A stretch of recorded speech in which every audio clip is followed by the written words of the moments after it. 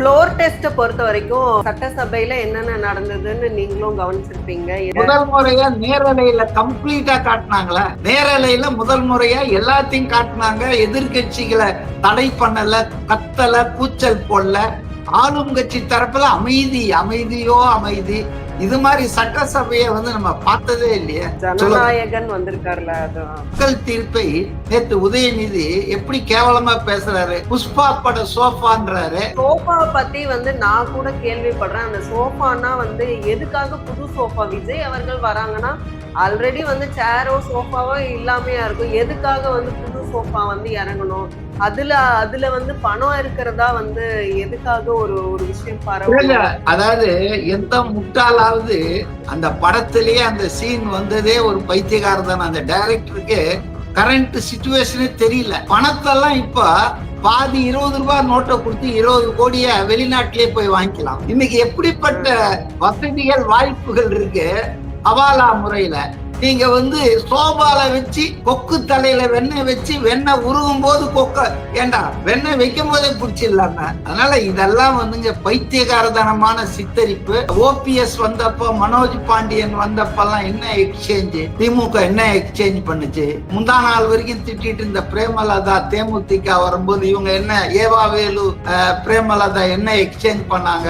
அதெல்லாம் நம்ம பேசினா நல்லா இருக்குமா, நாகரிகமா இருக்குமா? உங்களுக்கு 35% தான், 65% உங்களை எதிர்த்து வாக்களிச்சிருக்காங்க. அப்படியா சார்? கணக்குல கூட நீங்க உருப்படி இல்லையா? அவர் தனியா 35% வாங்கியிருக்காரு. நீங்க மிச்சதெல்லாம் உங்க கணக்குல போட்டுக்கிறீங்க. நீங்க தனியா 24% தான் வாங்கியிருக்கீங்க. திமுக, அண்ணா திமுக அதை விட கம்மியா வாங்கியிருக்கு. அப்ப அதிகமா யார் வாங்கினாங்களோ அவங்க தானே. தனியா பாருங்க.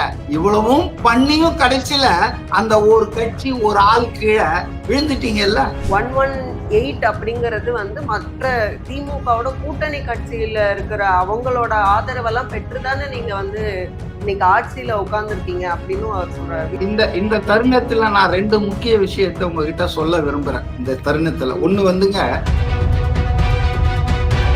ஸ்டாலின், உதயநிதி எல்லாம் ரொம்ப தைரியசாலிங்க தானே. ஏன் இவ்வளவு குற்றச்சாட்டை சொல்லிட்டு ஓட்டுல கலந்துக்கு எதிர்த்து ஓட்டு போடாம ஓடி போயிட்டாங்க? ஏன்னா அவங்களுக்கு தெரியும் இந்த ஆட்சி கவுந்ததுன்னா ரீஎலெக்ஷன் வந்தா இன்னைக்கு நமக்கு வந்திருக்கிற 50-40 கூட வராது. அப்பாவே போயிட்டாரு, அடுத்தது நானும் போயிடுவேன், நமக்கு வராது. ஆனால் விஜய்க்கு 220 சீட்ல ஜெயிப்பு வரும். சட்டமன்றத்துல இந்த ஆட்சியை பத்தி புஷ்பா சோபா ஆட்சியை சேஞ்ச் இல்ல எக்ஸ்சேஞ்ச் இதெல்லாம் பேசினவரு வக்கனையா. நீ அங்க இருந்து அந்த நம்பிக்கை கோரும் தீர்மானத்துக்கு எதிராக அதிமுக 22 பேர் போட்டாங்கல்ல, அந்த மாதிரி போட்டு இருந்தா நீ பேசுறதுக்கு ஒரு அர்த்தம் இருக்குது. ஓடி போயிட்டிய. நியூஸின் நேயர்களுக்கு வணக்கம். இன்றைக்கு நேர்காணல நம்ம கூட இணைஞ்சிருக்காங்க அரசியல் விமர்சகர் திரு சி.கே. மதிவாணன் அவர்கள். நிறைய கேள்விகள் கேட்க போறோம், வாங்க பேசலாம். வணக்கம் சார். முக்கியமான நகர்வு அப்படின்னு பார்க்கும்போது நீட் தேர்வை முழுமையாக ரத்து பண்ணணும் அப்படின்னு சொல்லிட்டு கோரிக்கை வச்சிருக்காரு சென்ட்ரல் கவர்மெண்ட்டுக்கு. ஸோ நீட்டை பொறுத்த வரைக்கும் அதை ஒழிப்பதற்கான ரகசியம் எங்களுக்கு தான் தெரியும். திமுக ஆட்சிக்கு அதுக்கப்புறம் அது நடக்காம போய் இப்ப திருப்பியும் ஒரு புதிய ஆட்சி வரும்போது விஜய் அவர்கள் உடனேவே அந்த கோரிக்கையை முன்வைக்கிறாங்க. அப்ப அதுல அவங்க தீவிரம் காட்டுற அந்த தன்மை புரியுது. ஆனா இது சென்ட்ரல் கவர்மெண்ட் எப்படி எடுத்துக்குவாங்க? அவங்க எப்படி முழுமையா ரத்து பண்ணுவாங்க? அதாவது நீட்டை ஒழிக்கிற ரகசியம்னு சொல்ல உதயநிதி மந்திரம் எங்களுக்கு தெரியும், விநாயகர் எங்க காதுல சொல்லிட்டு போயிருக்கிறாரு அப்படின்னு தான் கதை விட்டாங்க. பாருங்க, ஆல் செட் அண்ட் டன். நீட்டு ஒழிக்கிற அதிகாரம் மத்திய அரசு கையில இருக்கு. மத்திய அரசு நினைக்காமல் இத எந்த மாநில அரசாலும் பண்ண முடியாது. எத்தனை முறை சட்டமன்றத்துல நீங்க தீர்மானம் போட்டு அனுப்பிச்சாலும் அது ஒண்ணும் வேலைக்காகாதுங்க. So as a new chief minister அவர் மக்கள் மாணவர்களுடைய அபிலாஷைய ஒரு கடிதமா எழுதியிருக்காரு, அவ்வளவுதானே தவிர இது ஒரு சிம்பாலிக் தான். இப்ப என்ன தேவை வந்தது திடீர்னுன்னா, இப்ப பாத்தீங்களா 2 நாளைக்கு முன்னால நடக்க வேண்டிய அந்த நீட் தேர்வு ரத்து செய்யப்பட்டு விட்டது. அது காரணம் என்னன்னா, பணம் கொடுத்து எல்லாம் கொஸ்டின்ஸ் எல்லாம் அவுட் ஆகி லீக் ஆயிடுச்சு. அது ராஜஸ்தான்ல யாரையும் பிடிச்சிருக்காங்க. சோ இது ஒட்டு மொத்தமா அவர் சொல்றதெல்லாம் கரெக்டுங்க. விஜய் இப்ப லெட்டர்ல குறிப்பிட்டதெல்லாம் ஏற்கனவே எல்லாரும் குறிப்பிட்டு பல முதல்வர்கள் குறிப்பிட்டிருக்காங்க. ஸ்டாலின் எழுதாத கடிதங்கள் லவ் லெட்டர்ஸ் நான் கிண்டல் கூட பண்ணியிருக்கேன். பிரைம் மினிஸ்டருக்கு மீனவர்கள் படகு பறிக்கப்பட்டால் துப்பாக்கில ஒரு லெட்டர் எழுதிடுவாரு. இந்த பிரதமருக்கு கடிதம் எழுதுவது என்பதெல்லாம் வெறும் சிம்பாலிக் தாங்க. ஆனா உண்மையில நம்ம என்னன்னா, இந்த நீட் தேர்வை ரத்து பண்ற அதிகாரம் என்பது மத்திய அரசின் கையில் இருக்கு. மக்கள் உணர்வுக்கு மதிப்பு கொடுக்கிற ஒரு அரசு அங்க அமைந்தால் ஒழிய நம்ம மாநில அரசுகள் என்ன முயற்சி பண்ணாலும் அதை மாத்துறதுக்கான வாய்ப்பு இல்லை என்பதுதான் என்னுடைய அழுத்தமான எண்ணம். ஆனா அவர் வந்திருக்காரு. இன்னைக்கு அந்த கொஸ்டின் பேப்பர்லாம் லீக் ஆனதால தேர்வுலாம் ரத்து ஆயிருக்கு. இது முதல் முறை அல்ல, தொடர்ந்து இப்படிதான் நடக்குது. பல பேர் ட்ரைனிங் சென்டரு, அந்த கோச்சிங் சென்டர் வச்சு பொழைச்சிட்டு இருக்கானுங்க. கிராமப்புற மக்களுக்கு மாணவர்களுக்கு இது மிகப்பெரிய இடைஞ்சலா இருக்கு. அதனால அவர் சொல்றதெல்லாம் ஓகே தான். +2 மார்க்கை வச்சு பேஸ்ட் ஆன் தட் +2 மார்க்ஸ் நீங்க அட்மிஷன் கொடுக்கலாம் அப்படின்றதெல்லாம் ஓகே தான். பட் அதை மாற்றக்கூடிய அதிகாரம் என்பது ஒன்றிய அரசு மத்திய அரசு கையில இருக்க. அதனால நம்ம கடிதம் எழுதுவதால் குறிப்பிட்டிருக்காரு. இப்ப +2 மார்க்கே போதும் அப்படின்னா +2 மார்க்ல அதை எடுத்துட்டாங்கன்னா அந்த ஸ்டூடெண்ட்ஸ்க்கு ஹாப்பியா இருக்கும், ஓகே தான். ஆனாலும் இப்ப அதுல முடியாதவங்க அப்படிங்கும் போது அவங்களுக்கு எல்லாம் வாய்ப்பே இல்லாமல போகும். எதுலயுமே முடியாதவங்க இருந்துகிட்டே தாங்க இருப்பாங்க. எதுக்காவது ஒரு பேஸ்ட் இருக்கணும்ல. இப்ப SSLC கவர்மெண்ட் எக்ஸாம் நடத்துறீங்க, +2 போர்டு எக்ஸாம் நடத்துறீங்க, யூனிவர்சிட்டி எக்ஸாம் நடத்துது. இதெல்லாம் முடியாதவங்களுக்கு என்ட்ரன்ஸ் எக்ஸாம் ஒண்ணு வைக்கணும் எல்லாத்துலயும்னா இது பைத்தியக்காரதானங்க. You are underestimating the schools, colleges, government examinations. அப்ப நீங்க நடத்துற எக்ஸாம் எந்த கதியில இருக்குன்னு இப்ப தெரியுது இல்ல. அவன் கோச்சிங் சென்டர்ல வாங்கி ஒரே கோச்சிங் சென்டர்ல எல்லாரும் பாஸ் ஆகிட்டே இருக்காங்க. இப்ப பிடிச்ச ஆள் கூட அவன் வீட்டுல 5 பேர் போன வருஷம் நீட்ல பாஸ் ஆயிருக்காங்களாம். எப்படி பாஸ் ஆயிருப்பாங்க? சோ கரப்ஷன் எல்லா இடத்துலயும் எல்லாத்தையும் பாதிச்சிருக்குங்க. அதனால போர்டு எக்ஸாம், SSLC, +2, டிகிரி இதை நம்ம அடிப்படையா வைக்கிறதுல எந்த தவறும் இல்லைங்க. அதுக்கு மேல ஒண்ணுன்னா அது எப்படி சரியா இருக்க முடியும்? அது மட்டும் இல்ல, நீங்க எல்லாத்தையும் பார்க்கணும். அந்த ஒரு நாள் அந்த ஒரு எக்ஸாம் மட்டும் பார்க்க கூடாது.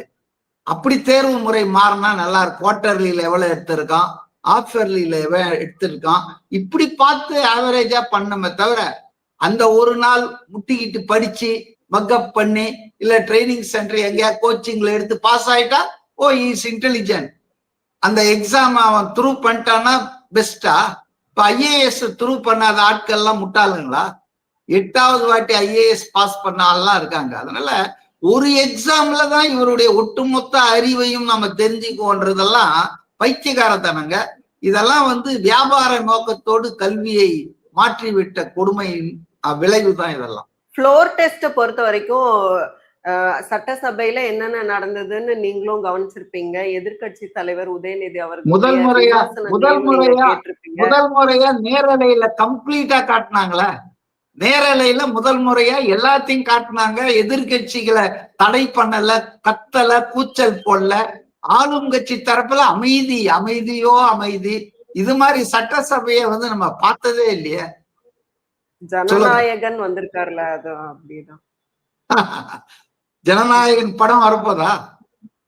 இல்ல ஜனநாயகன் ஆட்சிக்கு வந்திருக்கிறதுனால அதனால ஜனநாயகமா எல்லாமே எல்லாரையும். நேத்து தமிழ்நாடு சட்டமன்ற நடவடிக்கைகளை முழுமையாக நேரலையில் காட்டியது போல தொடர்ந்து காட்டணும். அப்பதான் யார் தப்பு பண்றாங்க அம்பலமாவாங்க. ஓட்டு போட்ட மக்களுக்கு இங்க என்ன நடக்குதுன்னே தெரியாது. ஆளுங்கட்சி பேசுறத மட்டும், முதல்வர் பேசுறத மட்டும் காட்டிட்டு இருப்பாங்க. பாவம் எடப்பாடி பழனிசாமி பேச ஆரம்பிச்சாருன்னா அப்பாவு சபாநாயகர் கேமராவை ஸ்டாலின் காட்டிடுவாங்க. நேத்து அப்படி இல்லையா, உதயநிதி பேசுறாரு, யாரெல்லாம் என்னெல்லாம் கருத்து சொல்றாங்களோ எல்லாத்தையும் காமிச்சாங்க. இதுதாங்க டெமோக்ரசி. மக்கள் தெரிஞ்சுக்கிட்டோமே. இப்ப இவர் பேசுறாரு மக்கள் தீர்ப்பை. நேத்து உதயநிதி எப்படி கேவலமா பேசுறாரு. புஷ்பா பட சோஃபான்றாரு, எக்ஸ்சேஞ்சு சேஞ்ச் தான் எக்ஸ்சேஞ்ச். அந்த சோஃபா பத்தி நான் கூட கேள்விப்படுறேன். அந்த சோஃபானா எதுக்காக புது சோஃபா? விஜய் அவர்கள் வராங்கன்னா ஆல்ரெடி சேரோ சோஃபாவோ இல்லாமையா இருக்கும். எதுக்காக புது சோஃபா இறங்கணும்? அதுல பணம் இருக்கிறதா எதுக்காக ஒரு விஷயம் ஹலோ, அதாவது எந்த முட்டாளாவது அந்த படத்திலேயே அந்த சீன் வந்ததே ஒரு பைத்தியக்காரர் தானே. அந்த டைரக்டருக்கு கரண்ட் சிச்சுவேஷனே தெரியல. பணத்தெல்லாம் இப்ப பாதி 20 ரூபாய் நோட்டை கொடுத்து 20 கோடிய வெளிநாட்டிலே போய் வாங்கிக்கலாம். இன்னைக்கு எப்படிப்பட்ட வசதிகள் வாய்ப்புகள் இருக்கு. ஹவாலா முறையில நீங்க சோபால வச்சு கொக்கு தலையில வெண்ணெய் வச்சு வெண்ணெய் உருகும் போது ஏண்டா வெண்ணெய் வைக்கும் போதே பிடிச்சிடலாம. அதனால இதெல்லாம் பைத்தியகாரதனமான சித்தரிப்பு. ஆனா ஒரு மக்கள் தீர்ப்பை இப்ப ஓபிஎஸ் வந்தப்போ, மனோஜ் பாண்டியன் வந்தப்பெல்லாம் என்ன எக்ஸ்சேஞ்சு, திமுக என்ன எக்ஸ்சேஞ்ச் பண்ணுச்சு? ஓ பன்னீர்செல்வம் வந்தப்போ, அப்புறம் முந்தா நாள் வரைக்கும் திட்டிட்டு இருந்த பிரேமலதா தேமுதிக வரும்போது இவங்க என்ன ஏவாவேலு பிரேமலதா என்ன எக்ஸ்சேஞ்ச் பண்ணாங்க? அதெல்லாம் நம்ம பேசினா நல்லா இருக்குமா? நாகரிகமா இருக்குமா? ஒரு சட்டசபையில மக்கள் தீர்ப்பளிச்சிருக்காங்க. உங்களுக்கு 35% தான், 65% உங்களை எதிர்த்து வாக்களிச்சிருக்காங்க. அப்படியா சார்? கணக்குல கூட நீங்க உருப்படி இல்லையா? அவர் தனியா 35% வாங்கியிருக்காரு. நீங்க மிச்சதெல்லாம் உங்க கணக்குல போட்டுக்கிறீங்க. நீங்க தனியா 24% தான் வாங்கியிருக்கீங்க. திமுக, அண்ணா திமுக அதை விட கம்மியா வாங்கியிருக்கு. அப்ப அதிகமா யார் வாங்கினாங்களோ அவங்க தானே. தனியா பாருங்க, நீங்க 25 கட்சி கூட்டணியை வச்சுக்குவீங்க, பணம் கொடுப்பீங்க, அதிகாரத்தை மிஸ்யூஸ் பண்ணுவீங்க, விளம்பரம் போடுவீங்க. இவ்வளவும் பண்ணியும் கடைசியில அந்த ஒரு கட்சி ஒரு ஆள் கீழே விழுந்துட்டீங்கல்ல. அதான் சொன்னாரு அவரு சட்டசபையிலே பேசி இருக்கணும் இத விஜய். ஆனா என்னன்னு தெரியல, அதுக்கப்புறம் அறிக்கையா தான் போட்டாரு. அதுல சொன்னாரு, உங்களுக்கு 15 அமைச்சர்கள் தோத்த பிறகும் பொதுச் செயலாளர் தோத்துட்டாரு துரைமுருகன், தலைவர் ஸ்டாலின் தோத்துட்டாரு, முதல்வரா இருந்தவர், முதல்வர் வேட்பாளரா சொல்லப்பட்டவர் எம்எல்ஏவா கூட ஆக முடியாத அளவுக்கு மக்கள் கோவப்பட்டு தோக்கடிச்சிருக்காங்களே. அப்ப கூட உதயநிதிக்கு ஒரு மக்களினுடைய உணர்வு புரியலையா? எனக்கு தெரியல. அதாவது என்னோ கணக்கு மத்தவங்க அந்த திமுகவுக்கு விழுந்த வாக்குகளை காட்டி தான் நீங்க பெரும்பான்மையே நிரூபிச்சிருக்கீங்க. பெரும்பான்மை அந்த 118 அப்படிங்கிறது மற்ற திமுகவோட கூட்டணி கட்சியில இருக்கிற அவங்களோட ஆதரவெல்லாம் பெற்றுதானே நீங்க இன்னைக்கு ஆட்சியில உட்கார்ந்துருக்கீங்க அப்படின்னு அவர் சொல்றாரு. விஜய் தனியா அப்படின்னா தனிச்சு அவ்வளவு ஓட்டு வாங்கினாலும் அவரால் ஆட்சியில உடனே உட்கார இல்ல. இந்த தருணத்துல நான் 2 முக்கிய விஷயத்த உங்ககிட்ட சொல்ல விரும்புறேன். இந்த தருணத்துல ஒண்ணு 4ஆம் தேதி ரிசல்ட் வந்ததுங்க. 4ஆம் தேதி இரவு எல்லாருக்கும் தெரிஞ்சு போச்சு, தொங்கு சட்டசபை, யாருக்கும் பெரும்பான்மை இல்லை. ஆனால் தாவேகா 2 வருஷம் தான் ஆச்சு கட்சி துவங்கி. அது இன்னைக்கு 35 எம்ஜிஆர் சாதனை முறியடிச்சு தாவேகாவுக்கு ஒரு 10-15 தொகுதியில 500 ஓட்டு 400 ஓட்டுல தோல்வி வந்துடுச்சுங்க. இல்லைன்னா அவங்களே 120 வந்திருப்பாங்க, தனிப்பெரும்பான்மை அவங்களே அடைஞ்சிருப்பாங்க.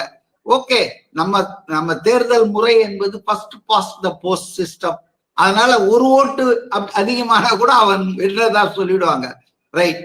ஆனால் திமுகவும் அண்ணா திமுகவும் மக்கள் தீர்ப்பை மதித்தார்களா, ஏற்றுக்கொண்டார்களா? மக்கள் தீர்ப்பு, மகேசன் தீர்ப்பு, நாங்க தலை வணங்குறோம் சொன்னாங்களா? என்ன பண்ணாங்க? அமித்ஷாவுடைய கட்டளையை எடுத்துக்கிட்டு ரஜினிகாந்த் ஸ்டாலினை போய் பாக்குறாரு. பழனிசாமியை முதல்வராக்குங்கள், நீங்க உள்ள ஒன்னா கலந்துங்க, இல்ல வெளியே இருந்து ஆதரவு கொடுங்க, விஜயை எந்த காரணத்தை கொண்டு நீங்க முதல்வராக்க கூடாது அப்படின்னு ஒரு புரோக்கர் ஆனாரு ரஜினிகாந்த் அமித்ஷாவுக்கு. அத இவங்க பேசிட்டு நான் கன்சல்ட் பண்ணி சொல்றேன்னு சொல்லிட்டு ஸ்டாலின் என்ன பண்ணாரு, அவருடைய சித்தரஞ்சன் சாலை வீட்டுக்கு திருமாவளவன், சண்முகம், வீரபாண்டியன், காதர் மொய்தீன் கூட்டணி கட்சி தலைவர்களை வரவழைச்சு என்ன பேசினாரு? நாங்க முடிவு எடுத்துட்டோம், திமுகல எடப்பாடி பழனிசாமியை முதல்வராக்கி வெளியே இருந்து ஆதரவு கொடுக்குற மாதிரி நீங்களும் அப்படி செய்யணும்னாரு. அதானே அவங்க எல்லாம் பிரிஞ்சு வர்றதுக்கு காரணமா இருந்தது. அடுத்தது இதை யாரும் ஒத்துக்க மாட்டேன்றாங்க. துரோகம் இல்லையா இது? மக்கள் தீர்ப்புக்கு பெரிய துரோகம் இல்லையா? சரி, இது பேக் ஃபயர் ஆயிடுச்சு, மிஸ்ஃபயர் ஆயிடுச்சுன்னு ஒண்ணு டக்குன்னு என்ன பண்றாங்க, திருமாவளவனை லெட்டர் கொடுக்காதீங்க, வைங்க வைங்க வைங்க, உங்களை முதலமைச்சர் ஆக்குறோம்னு சொல்லி அவரை பாவம் அவருக்கு இருந்த கொஞ்சம் நல்ல பேரையும் கெடுத்து விட்டாங்க. திமுக அதிமுக இணைஞ்சு திருமாவளவன் தலித்த முதல்வர் ஆக்குவாங்களாம். ஏற்கனவே விபி சிங்க பிரதமர் ஆக்குனாங்க. இந்த பக்கம் பாஜக, இந்த பக்கம் இடதுசாரிகள். 2 பேரும் ஒருத்தருக்கு ஒருத்தர் எதிர்ப்பாங்க. ஆனா விபி சிங்க பிரதமர் ஆக்குவாங்க.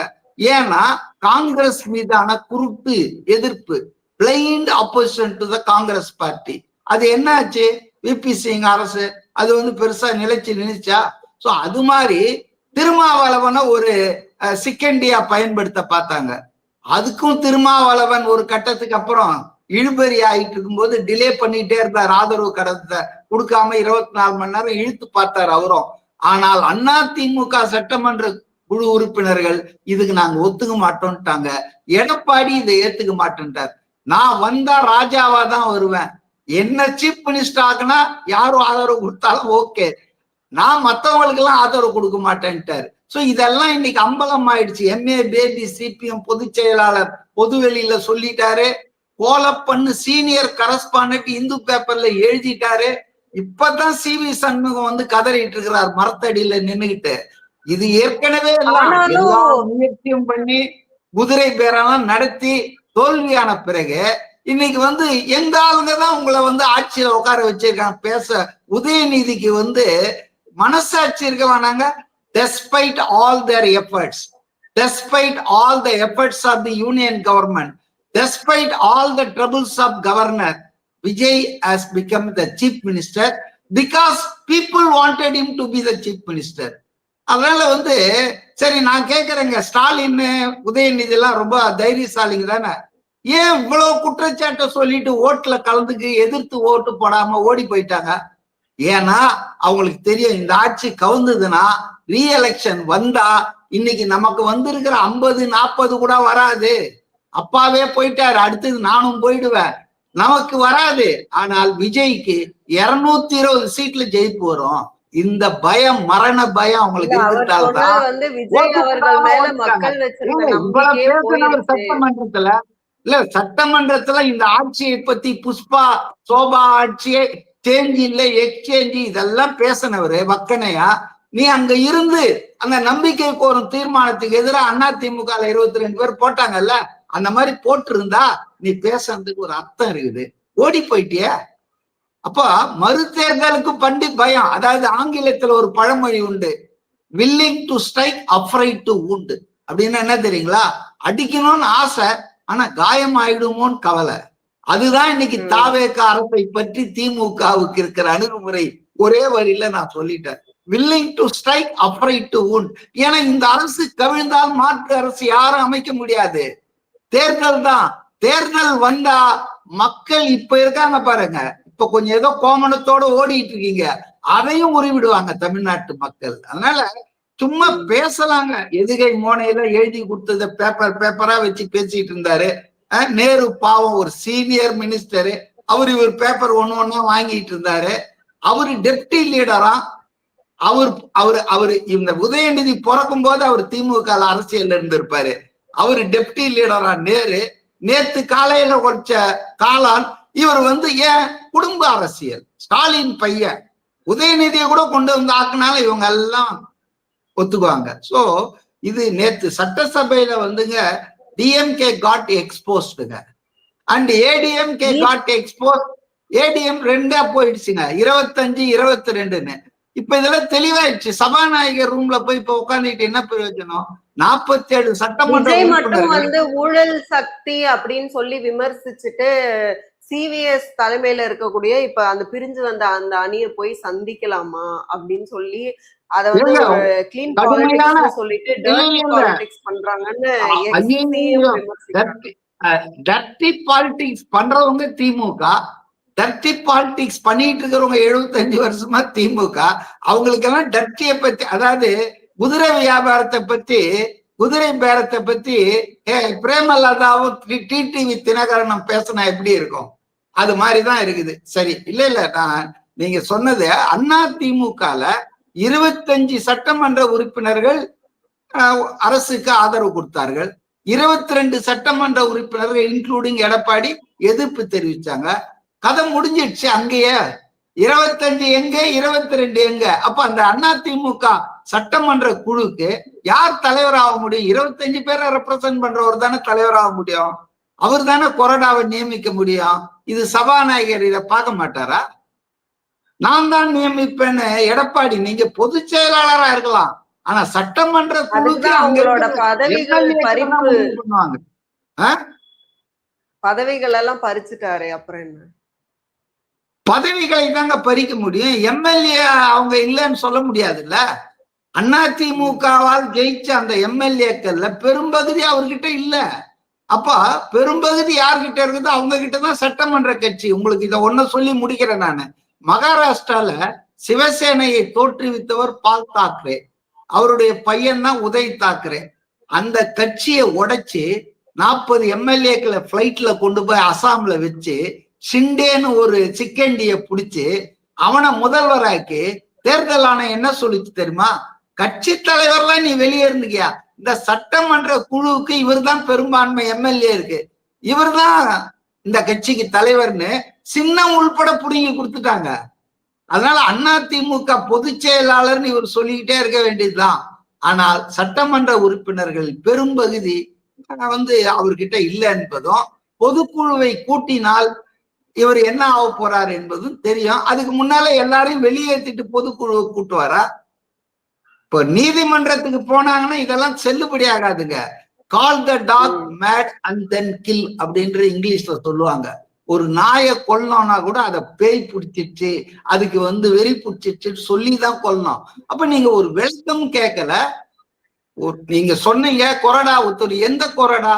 அந்த கொறடா எப்ப தேர்ந்தெடுக்கப்பட்டாரு? யாரு கொறடா? அதுவே சிக்கலா இருக்கும்போது ஏன் உத்தரவை மீறி நீங்க ஆதரிச்சீங்கன்னா அதுக்காக உடனே சாயந்தரம் அவங்கள எல்லாரையும் இது பண்ணிடுவீங்களா?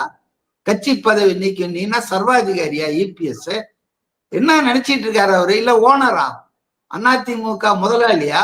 நிச்சயமாக EPS உடைய இந்த அடாவடி அராஜகம் மாறாத வரையில் அதிமுக உயிர் தெழுவதற்கான வாய்ப்பே இல்லைங்க. அதை ஒழிக்கிறதுல முதன்மையான பங்கு எடப்பாடிக்கு தாங்க உண்டு. எதிர் விமர்சனங்கள் வந்த உடனே ராதன் பண்டிட் அவர்களுடைய அந்த நியமனம் ரத்து செய்யப்பட்டிருக்கு. இந்த நடவடிக்கையை எப்படி பாக்குறீங்க? முதல்லங்க அந்த ரத்தன் பண்டிட்டா அவர் பேர்னா? ராதன் பண்டிட். அவர் தமிழால் தான். அவர் பேரு இன்னும் இப்படி எல்லாம் வச்சிருக்காரு. அவருடைய ப்ரொஃபஷன் அஸ்ட்ராலஜி, ஜோசியம் பார்க்கறது அவருடைய தொழில். ஆனா அவர் பலகாலமா தாவேகாவினுடைய செய்தி தொடர்பாளரா இருக்கார். அந்த கட்சியில செய்தி தொடர்பாளரா ஆளுங்கட்சியில இருக்கிற ஒரு ஆளை முதல்வருடைய அந்த செய்திக்கு பிரிவுக்கு அரசியல் உதவிக்கு ஒரு ஆளை நியமிக்கிறது ஒன்றும் புதுசு இல்லைங்க. ஆனா பத்திரிகை ஊடகங்கள் திமுக ஈகோ சிஸ்டம்லாம் ஜோசியரை நியமிச்சிட்டார். ஜோசியர் ஏங்க அவர் இன்ஜினியரா இருந்தா என்ன சொல்லுவீங்க? டாக்டர் இருந்தா சொல்லுங்க. டாக்டர் பேசிக்கலி எதுக்காக நியமிச்சாங்கன்னா ஜோசியத்துக்கு அது வீட்டுல வச்சு பாத்துக்கலாம். Is the spokes person for TVK for long. அதனாலதான் அவரை போட்டிருக்காங்க. இது ஒரு சாதாரண விஷயம். ஆனால் ஊடகங்கள் ஜோசியரை போட்டாரு. என்ன ராகு காலம் யமகண்டம் பக்கத்திலேயே உட்காந்து கேட்டுட்டு இருப்பாரு டெய்லி. அதாவது we should be honest. நம்ம ஒரு ஆள் ஒரு கட்சி ஆளுங்கட்சியில இருக்கிற ஆளு தான் போடுவாங்க அந்த பதவிக்கு. வேற என்ன எதிர்கட்சியில இருக்கிற ஆளை போடுவாங்களா பேச்சாளரா? ஆளுங்கட்சியில இருந்தா அவரு ஜோசியரா இருக்கட்டும், புரோகிதரா இருக்கட்டும், இன்ஜினியரா இருக்கட்டும், டாக்டரா இருக்கட்டும். உங்களுக்கு என்ன சார் அந்த வேலை? உங்களுக்கு யாரையும் போட போறது இல்ல. புரியுதுங்களா? அதனால அதெல்லாம் தேவையில்லாத விஷயங்கள்ங்க. மக்கள் பிரச்சனையை விவாதிக்கணும், மக்களுக்கான திட்டங்களை விவாதிக்கணும். இன்னமும் ஊடகங்கள்ல ஒரு பகுதி சபரிசன் கண்ட்ரோல்ல தான், பெண் நிறுவனம் தான் கண்ட்ரோல் பண்ணது போல இருக்கு. இதையெல்லாம் முதல்வர் பார்த்து ஊடகங்கள் தர்மத்தை, அதாவது ஊடக தர்மத்தை நிலைநாட்டினா போதும். ஆளுங்கட்சிக்கு ஜால்ராவும் அடிக்க வேணாம், எதிர்கட்சியை நிந்திக்கவும் வேணாம். என்ன உள்ளதை உள்ளபடி சொல்லிட்டு போங்களா. மிக்க நன்றி சார். Thank you so much.